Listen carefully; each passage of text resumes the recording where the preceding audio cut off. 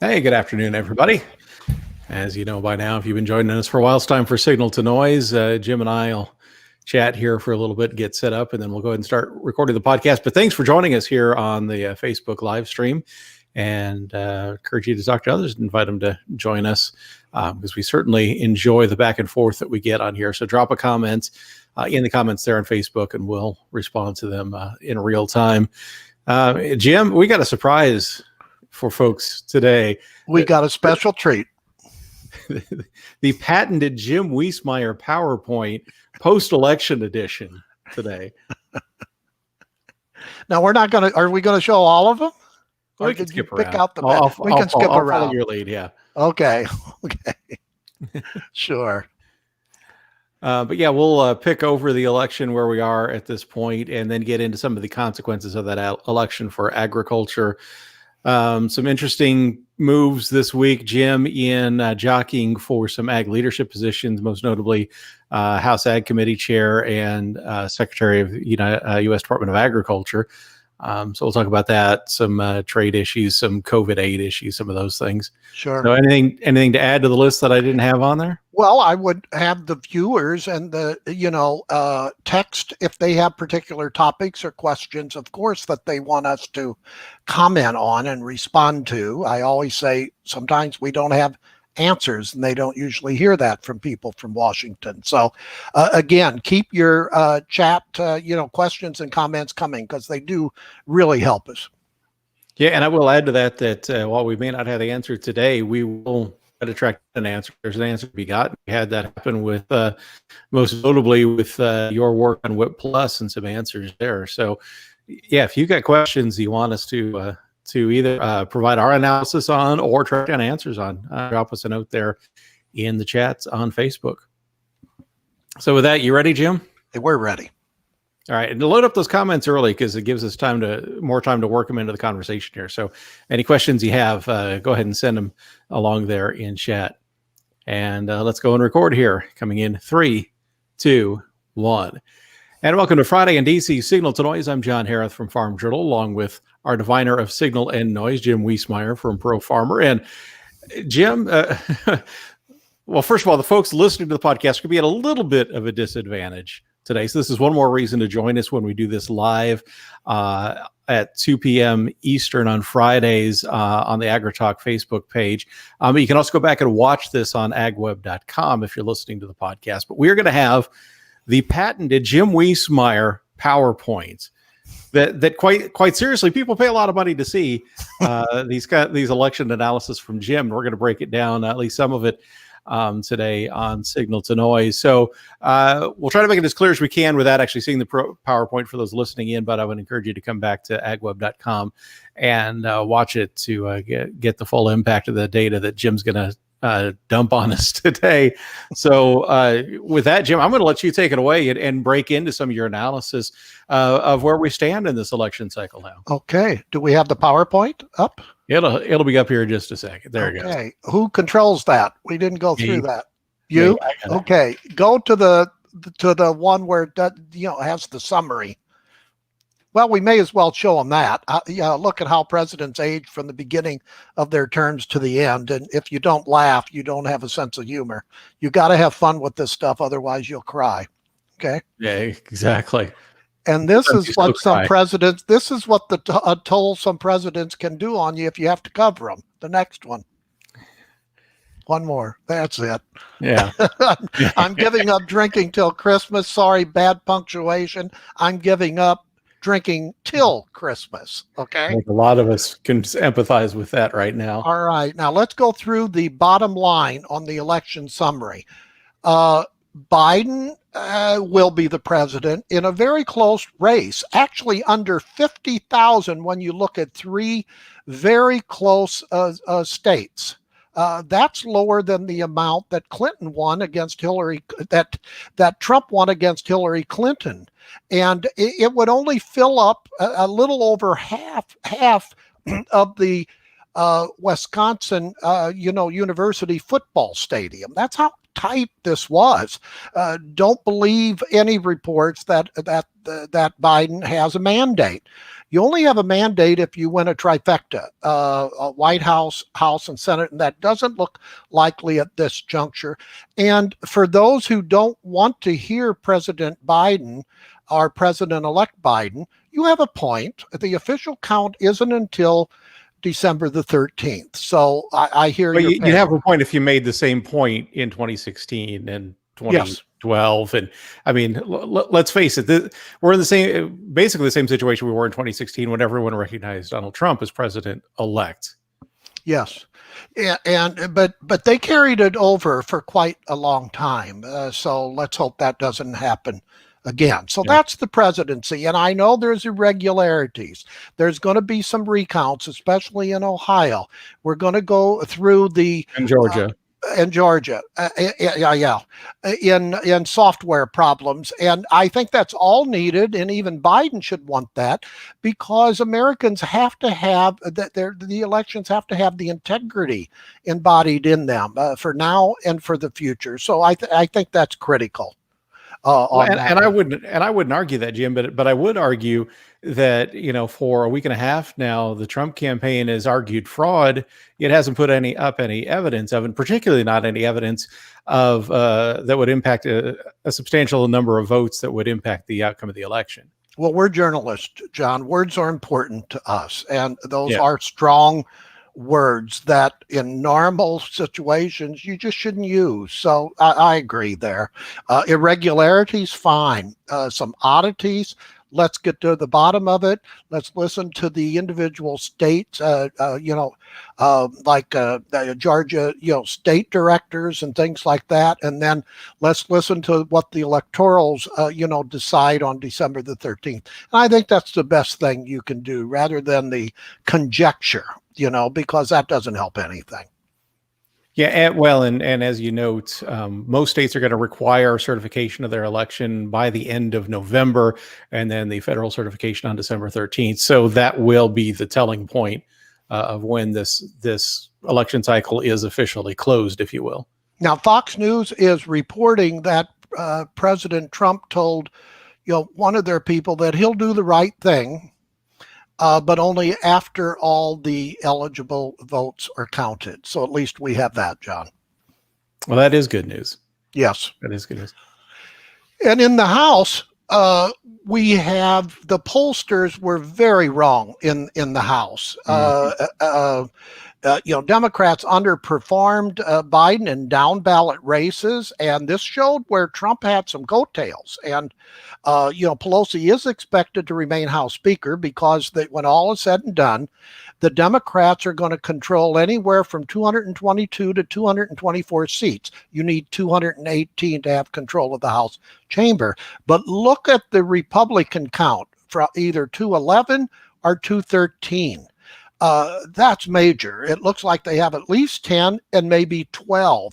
And that's going to have some potential carryover into the first midterm elections in 2022. And a number of those state races, John, were very rural oriented, helping those candidates win. So the rural vote was key in a number of areas. Yeah, indeed. And you said, mentioned looking forward to 2022. I think even in normal cycles, if you will, it is very likely for the opposing party from the president to gain seats. I think that's probably even more likely, given the indicators we got out of the 2020 election, that's going to happen in 2022. Yeah, absolutely. And in the Senate, it's going to be close margin either way. The Republicans do have 50 seats. There's 48 Democrats, and we have those two runoff races in Georgia. History would suggest pretty high odds that at least one, if not both of those runoffs would go to the Republican candidate. But we've seen some uncharted waters here over the last, few elections. So let the campaign begin, and it's already begun. Lots of money are going to pour forth from both political parties on this one. And let me just connect some dots here. We're going to get into the next COVID aid package maybe later on, but Pelosi today put out a target of $3.4 trillion for the next COVID aid package.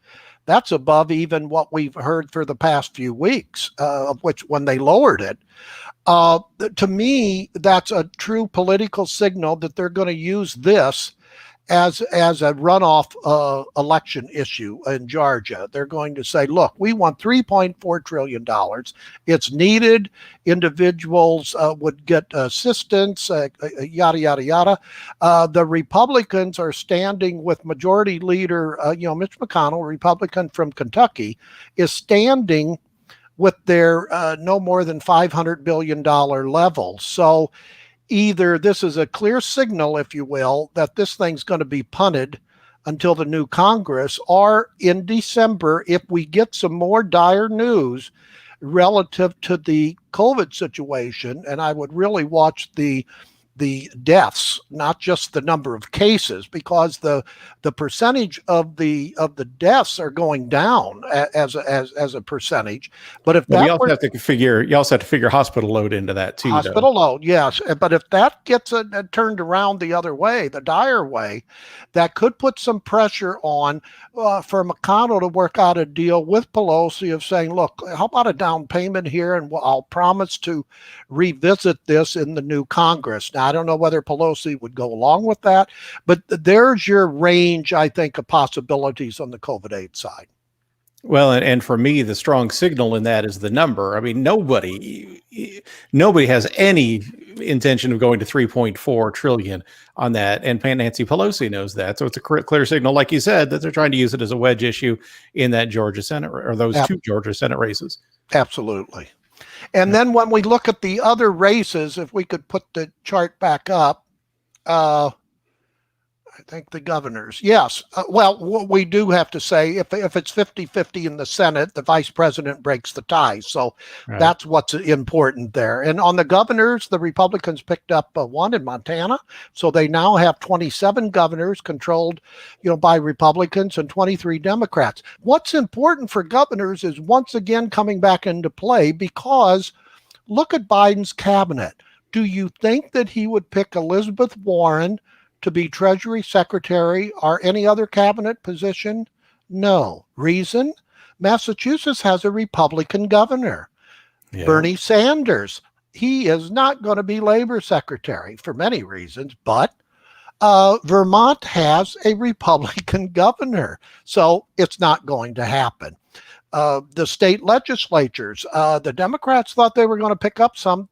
The Republicans actually picked up 3, 2 in New Hampshire, both legislatures, and 1 in Alaska. This is important relative to redistricting decisions coming up after the final census information comes out in 2021. So that's why you watch state legislatures, but also individual, for your viewers and listeners, this is important on who controls their state legislature because of individual rules, regulations, and laws coming out from your state. Yeah, and this gets some of this discussion gets into something that Lance Cooper is asking about here on the chat. Says we've got to get some fighters in politics with this Green New Deal and trying to do away with fracking and doing away with cattle production. This is a scary future. I would start, Jim, by acknowledging that yes, there are some folks in the left wing of the Democratic Party who do want to do those very things. I mean, Cory Booker has introduced legislation that would get rid of concentrated animal feeding operations. There have been similar proposals put forward by those that you mentioned, Elizabeth Warren, Bernie Sanders, et cetera. But as you and I have pointed out repeatedly over the last few weeks, we see one of the best things coming out of this election is that split Congress that really moderates any sort of that kind of move from the far left, or quite frankly, from the far right either. Absolutely. It's the checks and balances, and you can see it in the number of House races, because where Trump had coattails, as I said before, but definitely in the Senate, where Democrats thought they were going to have a good chance to pick up that Senate, and so did the political pundits. A number of those pundits are already saying, we didn't realize how significant the defund the police, Green New Deal, and other aspects was in the heartland of the country. That means they need to visit the heartland of the country a little bit more. And it has overtones of elitist there that we've seen over the past few elections. Relative to checks and balances, the Biden people are going to be very experienced. I mean, Biden had 36 years in the Senate. He knows the Congress. He had 8 years as vice president under Obama, so he knows the White House. So, you know, it's okay for Biden to wait a little bit longer to be officially declared the president. He knows where the bathrooms are. Okay, now, but what I wanted to say relative to checks and balances, Obama and Trump has shown new presidents what they can do from an executive, orders, memorandums, regulations, etc. And this week, the Washington Post first broke the story, and it was a good one, of saying from an executive order perspective, the Biden people want to go across the whole government and weave in and out the climate change policy wherever they can. And by the way, that includes USDA, where they want to tap USDA's Commodity Credit Corporation, CCC, for a carbon bank program. Now, they do signal, at least now, they think that Congress is going to have to authorize the use of such funds in the CCC Charter Act for a carbon bank. But by that, you mean paying farmers to sequester carbon? Absolutely, amongst other ways. Now, when we and others reported this, I got a lot of emails from individual commodity traders saying, how will this impact production and how will this impact other things? It said, wait a minute, you're going way too fast. We need the details. So as we always say, the devil is in the details. But the concept is there where the Biden team, look, Obama had 8 years in office. They did study after study on climate change and what to do. They didn't execute. They're ready to execute in any Biden administration. And it's not just USDA. They're going to use tax policy relative to the Treasury Department and other agencies. And they're also going to do it from a procurement. The government buys a lot of stuff. So they may put a stipulation for purchases that you have to, I guess, pass, best practices. I've heard from farmers and ranchers was saying, look, they can have a plan as long as it's voluntary and not mandatory. So that's the first thing that I'm going to look out for in anything. Is it going to be voluntary or mandatory? Or is it going to be another sodbuster program where you're out of government programs if you don't comply? Those are some of the initial questions, John, that I'm getting in, from readers and listeners. Again, in the Obama administration, the stated goal was just to make fossil fuels too expensive to continue with. Whereas it sounds like, at least so far, well, time will tell if this is how it plays out. But it sounds like a Biden administration is looking more at making non-fossil fuels or ways to reduce carbon financially more viable by paying farmers to sequester carbon, to put in place practices that reduce the release of carbon, like maybe no-till and some of those things. So incentivize it. Yeah, a lot more carrot, a lot less stick. At least that's what it sounds like. Let's go initially down that path. Yeah. Initially, you always worry about them taking the carrots away and just using the stick. But that's how this town operates. And they appear to, this is well thought out. They released what's called, and you can Google it or research it, Climate Project 21. And it goes through some of, I'm not saying it's going to be exactly what they'll come out with, but these are some of the transition people that's on Biden's transition program. Yeah, every team that's out there has a representative from Climate 21 on that team, just about. I think that's why this document's very important, and they go through the USDA concept on that. But Biden's people are, I think, smart in this regard. They're strategizing what they want to do, and I say this for an example. Biden's campaign said that he wants to implement 550,000 charging stations throughout this great country for the eventual acceleration of the purchases and use of electric vehicles. To me, that's smart if that's your plan, because that's what the ethanol industry failed to do initially, from putting the right tanks in service stations and the pumps to go beyond E10. And so I think they've got their smart cap on relative to implementing what they want to do, not right away, but due to a structural program to get to a stated goal. And also, there's a United Nations Climate Summit, I think in the summer of 2021. Look for that as the initial goalpost for Biden to initiate some of these things on announcements, starting to implement some, so he can go to that summit for the U.S. to be a leader again in the climate change area. Indeed. Let's set another couple comments and questions here. Joel says, maybe this is an unfair question, and we hit on this a little bit, but we'll get more in depth into it. Can I ask your way too early prediction for the midterms? What is the potential for both parties? Well, we hit on that a bit, but we do think that the Republicans have a very good chance of retaking the House in 2022. The Senate, actually, don't the Republicans have an advantage in a number of Senate races in 2022? Very similar to 22, I think.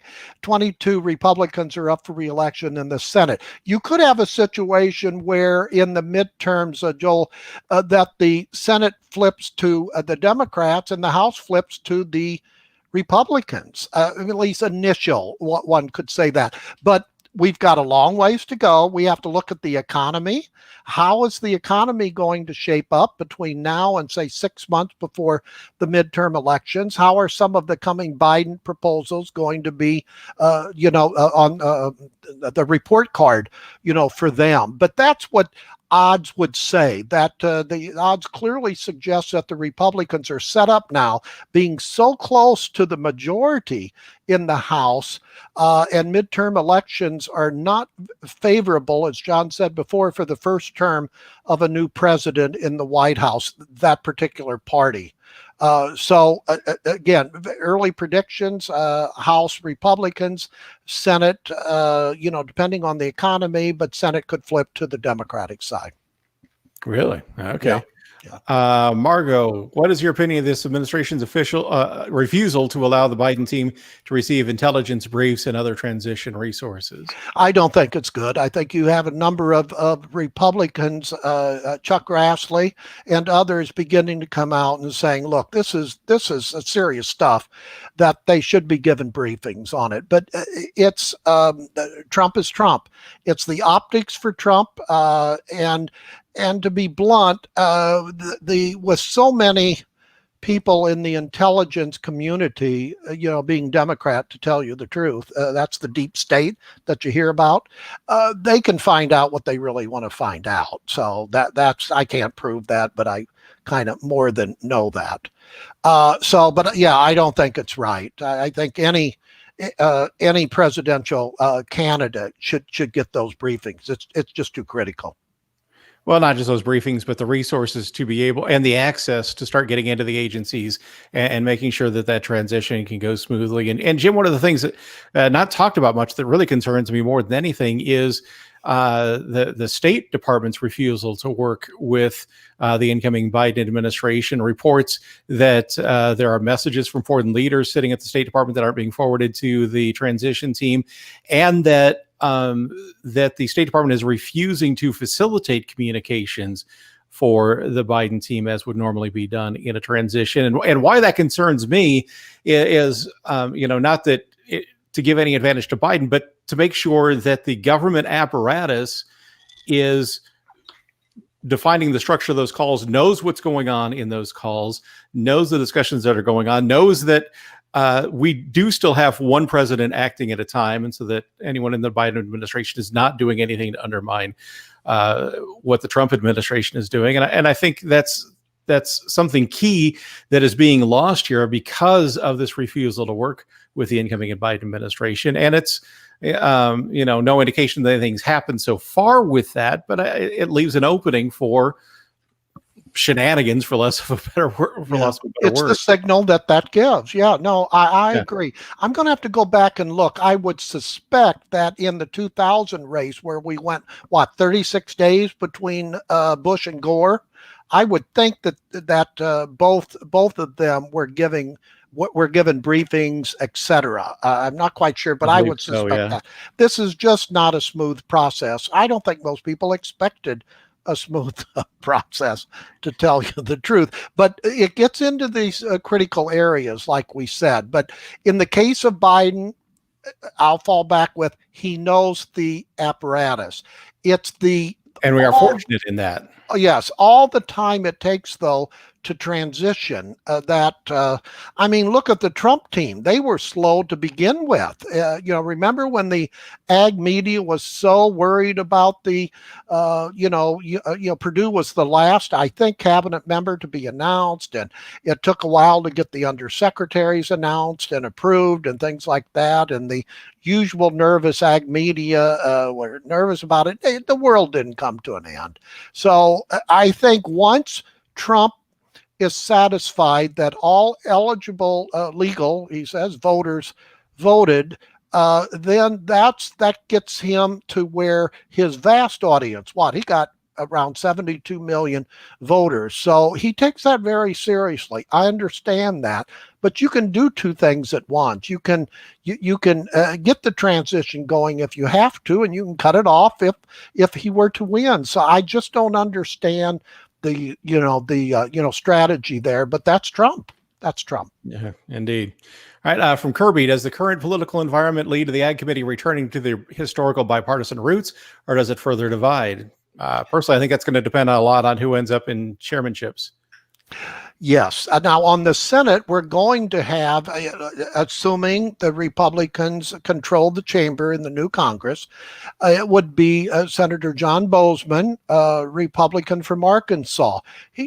Not only is he a typical very nice Southerner, he's a consensus builder, and he knows that he's going to have to get the consensus of the Midwest, northern states in order to get anything done. That's the Senate side, and working with Debbie Stabenow, who is very experienced in policy, and he can always look at how Pat Roberts, who's retired, worked with Debbie Stabenow as the ranking as the minority side. On the House side, we still don't know the ranking member yet. It can be one of three people. I do think it'll be G.T. Thompson from Pennsylvania, a gregarious guy. Again, good, knows his stuff. And then on the majority side, I think it will be David Scott, Democrat from Georgia, the first black chair of the House Ag Committee. Why do I say that? Outgoing chairman Colin Peterson, who was defeated in Minnesota by 13 points, more than what anyone thought, in a state that Biden won, he's already given his support to David Scott. That doesn't surprise me because, Colin's a believer in seniority, and David Scott is the next senior position to take that. And Marcia Fudge, by the way, who is third in seniority, has already come out and supported David Scott. Now, Jim Costa from California wants it as well, and he's got different groups, especially out in California, supporting him. But I would assume it's David Scott, two Southerners. So that'll just put more weight on both of them to make sure it's an equitable approach to all the U.S. relative to foreign policy. And to answer your question, I think it will be bipartisan, and that's always where you get your best policy. And really, despite some of the rancor in the last few years, the committees have, for the most part, remained bipartisan. It's when the ag legislation makes it to the House floor that it really starts becoming a partisan mess. Yes, and we saw it in the Farm Bill when food stamps got to be a political issue. That if you tried to cut $1 from it, the Democrats hollered on it. And and we had some pretty ugly battles, both publicly and behind the scenes, that I had never seen in my over 40 years here. So let's hope that doesn't continue. I don't think that it will. And I've had a lot of questions and emails coming in. Oh my goodness, without Colin Peterson, what do we do? That is a significant question, but people rise to the occasion, and you're only as good as your staffs anyway. And they have very good staffs on both political aisles up on the House and Senate Ag Committee. All right, you mentioned Marcia Fudge throwing her support behind David Scott for House Ag Committee chair. That means that she's throwing all of her eggs in the USDA secretary basket. In fact, she made some pretty blunt statements about her desire to be tapped as USDA secretary, including that, to paraphrase, tired of seeing blacks appointed only to HUD and labor, and wanted to see minority representation across the cabinet, including some non-traditional agencies like USDA, and said she very much would like to be that non-traditional person appointed to USDA. What did you make of her very blunt assessment and push to be named USDA secretary? Well, usually you don't. If you want a cabinet position, you go behind the scenes. But this is the unusual is usual in DC nowadays. On her statements, I happen to agree with her. There shouldn't be a certain category in the cabinet that is either on or off limits for a Black American. So, right. And she has passion, and I love people who have passion, traders who have passion, farmers who have passion. So I'll give her that. But it is unusual to literally campaign for the job, but at least we know what she wants. Now, Marcia Fudge is a Democrat. But almost taking it just to the edge of almost saying you're racist if you don't appoint me. That's almost where it got. Yeah. I didn't want to go there, but that was right near the edge of it, as you say. That's not good. But she's a former leader. I don't think she's a current. I'd have to check the Congressional Black Caucus. But you have to, from her perspective, you always put yourself in the other person's shoe, and the history and how she may feel on this one. So I'll give her some slack on that one. She fervently wants the position and thinks she could open up that portfolio, being the first Black woman to head up the U.S. Department of Agriculture. Usually that's done behind the scenes. I remember when Mike Espy from Mississippi, no one had Mike Espy on the list from Mississippi under President Clinton's first term. I think he put it on a napkin or something.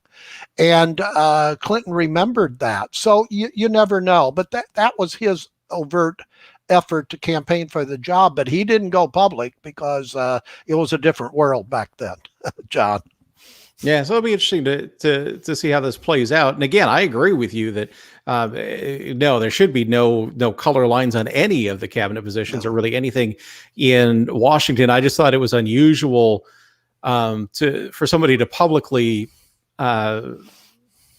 push for that job in that manner. It's unusual to see if that's effective. Yeah, it's unusual, and the other ones are still out there. I mean, Colin Peterson. I don't know whether he wants it, but whether he's too moderate for a Biden team.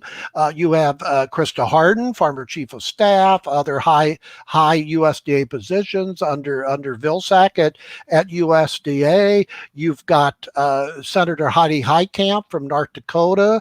I've been saying this week that the smart money in D.C., which is frequently not smart, has it down to two people, Marcia Fudge or, Senator Heitkamp.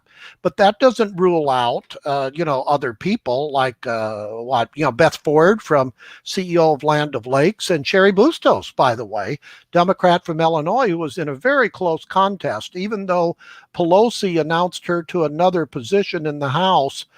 So that showed Pelosi's continued support for, Cheri Bustos, who does know production agriculture coming from the area that she does in Illinois. And Michael Skuse, the Delaware Secretary of Agriculture, who we had on AgriTalk this week, and has known Senator Biden, Vice President Biden, for a long, long time.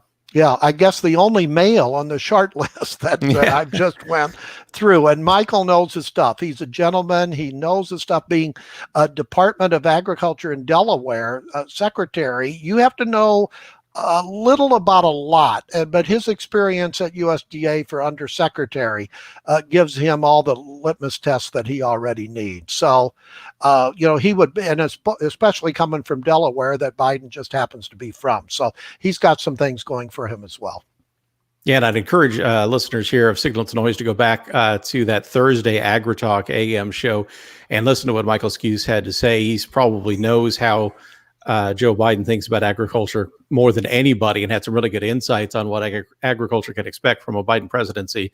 So go back and listen to that podcast of the AM on Thursday on AgriTalk. Question here from Luann: what should farmers and ranchers be most fearful of with a Biden win? Well, I'd say, Jim, we've probably dodged the bullet on the most fearful, and that would be tax increases, particularly on the estate tax and stepped up basis. That likely will not pass with a Republican controlled Senate. So you still have some fear, though, if it's a 50-50, but that is exactly the topic. The capital gains increases, the corporation, a huge increase in corporate taxes, and they pass that along to the consumers or the workers and things like that. But tax policy would definitely be one to hold off a little bit. That's from a farmer's perspective. I think that's the biggie, because it goes to revenue side. They would take more of it. And probably the next thing down we've already talked about, which is both fear and potential opportunity, and that's how the administration addresses climate. Yes, how the details are going to come out. It could be the next revenue stream for agriculture, depending on how they do it, and whether it's voluntary, mandatory, as we said before. Is there a transition period? Do you get, if you've made existing aspects in your farming and ranching operation, does that count? We've seen that in different conservation programs. Or is it a pioneer payment, if you will, that you've already done it? All those more questions than answers. But a number of farmers have emailed me relative to what they've heard on the Biden likely push to modify again a push for waters of the U.S. But I would want to temper fears in that area, that if a Biden administration tried to go too aggressively back to the waters of the U.S. rule, that would immediately be thrown into court, and it would probably nix any effort to go back to the WOTUS rule as we had it under the Obama administration. And that shows again, John, that it's always best to go through Congress to codify a change rather than to have it come out in an executive summary or an administrative decision. So another lesson learned, I hope, by the agriculture community. Yes, and that gets back to something we talked to Michael Skuse about this week on AgriTalk, in that, and again, we'll have to see how this plays out and hope it plays out the way the indicators have been so far. But what we saw with Joe Biden as a senator in Delaware seemed to be in tune with his ag constituency there, and in continual conversation with them, and not just showing up at the state fair and waving and then moving on. And seems to have done a better job than President Biden did, or President Obama did, of taking into account ancillary impacts of legislation and executive action, and looking specifically at things like WOTUS, where there was a specific environmental goal that the Obama administration was trying to get to, but they didn't really think through how that goal and how they shaped that goal impacted production agriculture and landowners and other things. And so you ended up with a real mess in what the practicalities of that legislation were. Yeah, well, Obama didn't have Washington experience. I'm not saying you have to have that in order to become president. I mean, Trump, but it actually helps. And being a senator for 36 years, there's risk to reward in any policy move. That's why I love when industry people come in and work for government because they know risk reward. They know with any policy decision, there's winners and losers. So they take it very seriously. But if you've never been in the quote real market, and having to meet a payroll and knowing there are consequences to unfunded mandates, how do you deal with them? I mean, that's why I love when industry people come in to work for government. They're usually frustrated initially until they can get their arms around the bureaucracy. But on Biden, I've had a number of questions on what do I really think about Biden? Which I would answer, which Biden are we going to get? The one that we saw most of his career, who was, I don't think he's ever been a moderate. So if you hear or read that he's a moderate, forget it. He's a liberal. Compared to the rest of the field, he's a moderate. Now, he's not a far left that his party, some in his party have gone, and they felt the pain of that in the House races. But his history has shown that he will cross the political aisle to work deals. He's pretty good friends with Majority Leader Mitch McConnell, and he usually wants deals. He's got passion for the topics that he's interested in. And I've been told infrastructure, by the way, he's passionate about. Manufacturing. I mean, he comes from Delaware, So I think, again, I'll bring up that word passion. That usually brings you follow through. So we don't need any more studies on infrastructure. I spoke to the Waterways Council this week, and I told him, I said, you don't have to convince Biden about the need for infrastructure spending, including our great waterway system. It just needs to be having both sides meet on how to fund it. So watch Biden in that regard. We're going to see early on which way he's leaning as far as whether or not will he be a Reagan, in the sense that Reagan used to always say, if I get 60%, doesn't that mean my opponent got 40%? Doesn't that mean I really won? We need to get back to that, to where the middle ground is seen as a winner, even though you don't get 100% of what you want. That's where the country went astray several administrations ago. When you talk about that investment in infrastructure, typically you see Democrat administrations want to invest in programs that will boost incomes for working families. Infrastructure program would certainly do that, but would, from my perspective, do it in a way that also provides direct benefit to the economy. I mean, you saw what the Eisenhower highway system did for the economy of this country. Sorely needs improvement now. We can do that. You mentioned the waterway system, but also you have electrical infrastructure, you have internet infrastructure, you have the bridges, the new infrastructures coming on. Well, bridges, yes, but you also have mass transit infrastructure that needs to be addressed. You have even things like Elon Musk's tubes. Is that someplace where we need to look to improve infrastructure to take the economy to the next level? There's where you need a long-term vision. And this town is usually short-term, and that's defined as between now and the next election. We've lost the long-term vision. But again, I came up as a child in the late 50s and 60s, and I saw the development of the interstate highway system. I tell this story sometimes in my speeches, where I would go up to our small town in Illinois with my father in his Jeep, and we went past the labor hall, and I saw these high school kids standing, waiting, and I said, what are they waiting for? They were waiting to get a job to work on Interstate 66 in Illinois. And my father taught me a valuable lesson, and he said, if those high school kids get a job, they will make enough money in order to pay for junior college or college if they want to go. And if they're not middle class, if they get a college degree, that increases their odds that they can raise their income and become middle class. I mean, what better reason do you need for that? Plus, it's a jobs program, but it's a structural program for this great country that needs it. through whether or not we're talking the highway system, the bridges, the rails, the great waterway systems that are doing a lot already, but they need to do a lot more. I mean, I think it ties together. Where's another Eisenhower when you need him? Because if you can't get this as a bipartisan topic, I don't know, what other topic you can.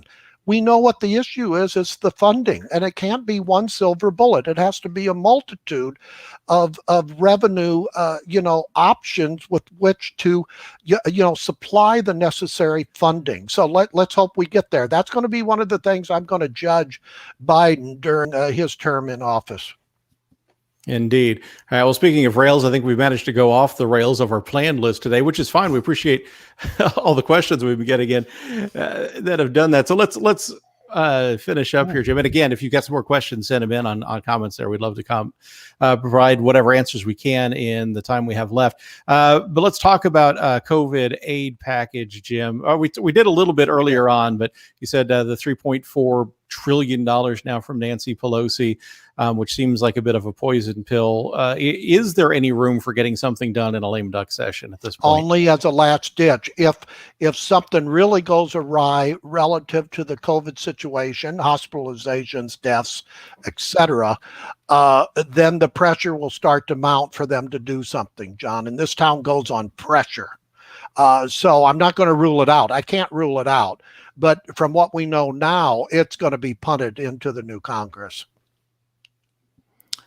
All right. Anything we didn't touch on this week that you think we should, Jim? I want you to go to one of those charts in the PowerPoint that goes through what Sabato said earlier. It's been since 1884. If you find it. It's the first time since 1884, Grover Cleveland, that a Democrat president does not have a Democrat House and a Democrat Senate. Okay, I don't know whether that's it. Look at that, 1884. That is either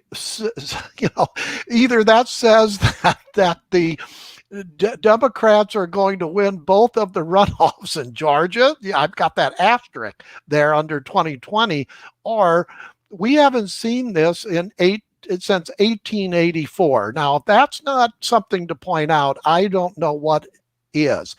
Another interesting thing about this is Grover Cleveland came back to run again because he was defeated in his second term, and he came back again to run, I think in 1892, I believe.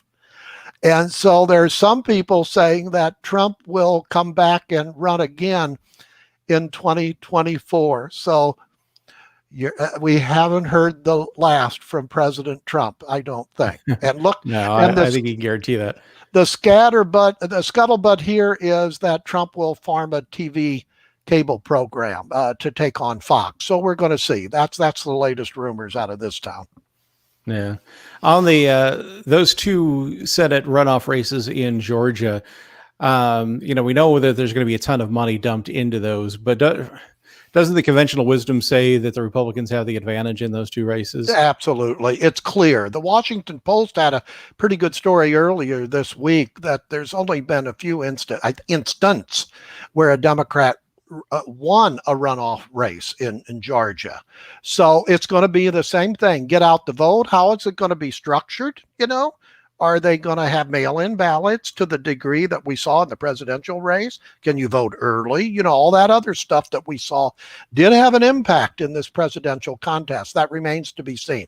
But the clear history shows that the Republicans should win one, if not both. So that's why we're pretty confident that the Republicans will control the Senate in the new Congress. And again, the prospects that they may pick up another seat by poaching Senator Manchin from West Virginia. Yes, although they may have gotten what they wanted from Manchin this week, where he came out on a Fox News interview saying that if the Democrats did control the Senate and they tried to pack the Supreme Court, he would not vote for it.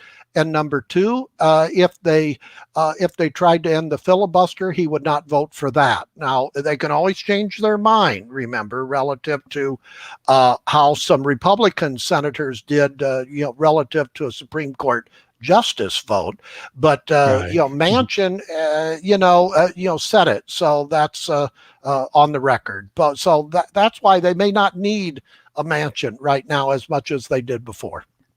Yeah, but they'll still they'll keep take him. In fact, Senator Ernst this week at AgriTalk said that even acknowledged that they've been talking to him and needling him a little bit. So we'll see how that comes out. A couple more questions before we wrap up. Margot says, please refresh my memory. Wasn't the interstate highway system built with national defense funding? I can't remember if it was national defense funding, but I know there was a national defense angle to it. Building yes, it. I'm going to have to go back and reread the history of the interstate highway system. And by the way, that was fisticuffs between the states. You think that the problem is now the eastern states wanted more money. They wanted it quick. And so it's a really good topic to go back and research. But with that question, it's a good one, Margot. I will go back and look at the funding again. I've got the book. I just have to refresh myself. But boy, the significance of the money used for the interstate highway system, that was a boatload of money. So it probably had to come from, more than a few avenues. Yeah, indeed. And then Douglas saying, how's Congresswoman Fudge qualified? What's her ag experience? Well, obviously she's been on the ag committee for quite some time. While she's not in an agricultural district, she's in Ohio, an agricultural state. Big time. Yeah. What else can you tell us, Jim? She has a degree in business administration. I think she went through in her career. She was in the tax area, estate taxes, by the way. So that's what the background I've looked. She's got a pretty good staff. And I always judge a lawmaker by the staff they not only have, but keep. On that. And she's a food, she's passionate about food policy. Well, food agriculture, I know it gets a number of production agriculture people nervous, but she knows the mechanics of the food industry. So if she was selected, absolutely give her a choice. It might be I think it would be a good learning experience on both sides. Because as we saw with Tom Vilsack when he first came in, Pro Farmer was pretty negative on Mr. Vilsack the first year for good reason. He didn't follow through. He didn't know production agriculture as much as I thought he should have, coming from Iowa. But talk about a fast learner. He became one of the best ag secretaries I ever covered, and now is just so articulate on not just food, trade policy, ethanol policy, etc. So, as Americans should always do, give a person a chance. Yeah, I remember in the first year of Vilsack's being in office.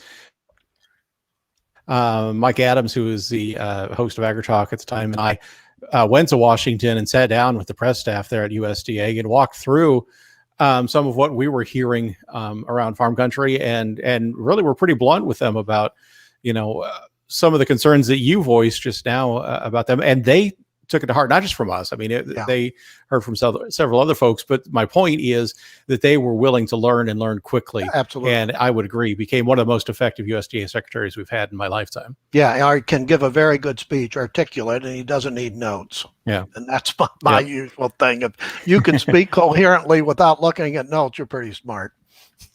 That's right. All right. So, Jim, where are you watching for Signal this next week? Well, one thing I want to update an email I got from a listener on WIP Plus. It seems like they put on the shutoff valve on some of these payments. So I wanted to tell this listener that I've got the calls and emails put out there. So look for that both on profarmer.com and in our update for next week, what I find out on WHIP Plus. So that gives the impression that it was all election. I don't believe that, but that's what I'm going to find out. Next week, it's continued transition talk, doing a little research on some of these potential cabinet people, John, watching China again. China, by the way, any day now is going to sign the biggest trade agreement ever. It's called RCEP, which is the equivalent of the Trans-Pacific Partnership. 30%, I think, of the GDP in the world. So I'm going to be doing some research on that, and whether or not China is going to continue to purchase U.S. commodities via the phase one. What's Biden's position on that? China canceled a little amount of corn that's past week, one cargo of corn, but that got into the marketplace. So those are some of the things that I'll be looking for, other than the usual typical follow-up on election battles. We still have some, I think, 10 outstanding races in the House that we're going to be monitoring. Yep. On that corn shipment to China, Arlen Suderman told our Tyne Morgan this morning that he thought that got rerouted to Japan. So hopefully it's not a lost sale there at all, but just a redirection of that shipment. Logistics. Yep. Douglas also forgot to mention, we do have a request into Congresswoman Fudge to appear on AgriTalk to provide an introduction and give us some of that background. So we will let you know when and if we get that scheduled. We have not heard back yet, but we have the invitation in. So with that, thank you all for joining us on the Interstate System was launched by the United Defense Highway Act of 1956. Well, there, our producer comes through for us. Thanks, Eric. Now he's going to want a raise. He is going to want a raise. I was there in 56. Were you? I don't even think he was there in 86. No, answering no. But that's what I'm also going to have to refresh my reading of the book. But it's a good one, so I don't mind rereading that one, because it's really a good the fisticuffs that went on behind the scenes with the states and the governors, and how the Midwest and the Far West had to fight for every dollar they got, and it plays out. We should probably have a documentary on that on television. If they do what they really should be doing, they would. All right. Well, with that, Jim, we're going to wrap up our coverage this week. Thanks for the insights, especially digging into the election results and where we stand. Appreciate it. Sure. Anytime. And a reminder, if you're listening to this podcast, join us 2:00 Eastern every Friday afternoon on the AgriTalk Facebook page, and you can join the conversation live right here on DC Signal to Noise.